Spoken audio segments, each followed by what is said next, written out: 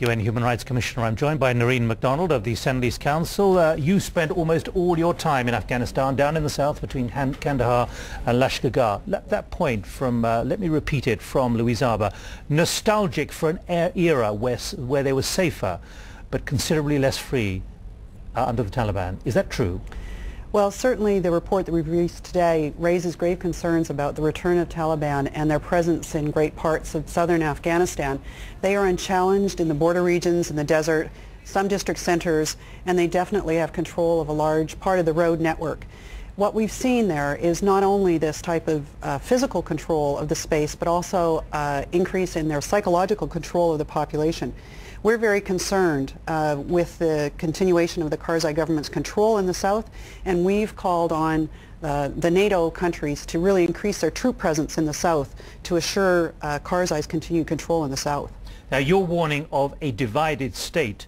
We've seen, including in BBC coverage, the fact that NATO forces, they secure a village, they hand it over to the Afghan National Army or the Afghan National Police, and they all leave and the Taliban take over. What good would doubling the number of troops give? Well, the concern we've got is the number of troops now is insufficient, and we're saying that the NATO troop numbers should double, but not based on the countries that are currently there, but the NATO countries that are not making their fair contribution.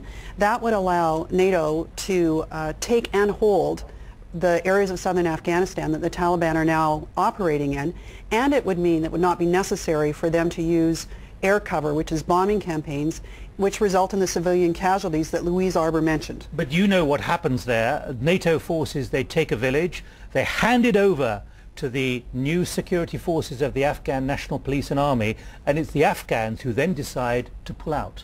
Well, not necessarily so. But it happens quite a lot. In the situation where they do not have NATO backup, it's very difficult for the brand new fledgling, undertrained and under-equipped Afghan army to keep and hold. So I wouldn't put that at the doorstep of the Afghan army, and I wouldn't put it at the doorstep of the NATO forces that are there.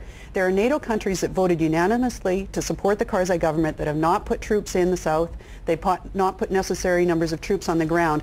That's why we're saying those troop numbers must double in an equitable way. They have to remove their caveats, the restrictions on fighting. We've also got to start looking at the Pakistani bases. The NATO Secretary General says that. Remove the caveats, stop these capitals telling us what we can't do with our NATO troops. And he's absolutely correct. And we must find a way to move into Pakistan with the Pakistan government to those bases of the Taliban and Al-Qaeda action in Afghanistan. If we're sincere about supporting the Karzai government and ensuring their success, we've got to make some dramatic changes and make them soon. Norine MacDonald, currently in London, but normally in Afghanistan, from the Senlis Council. Thanks for joining us here. Thank you.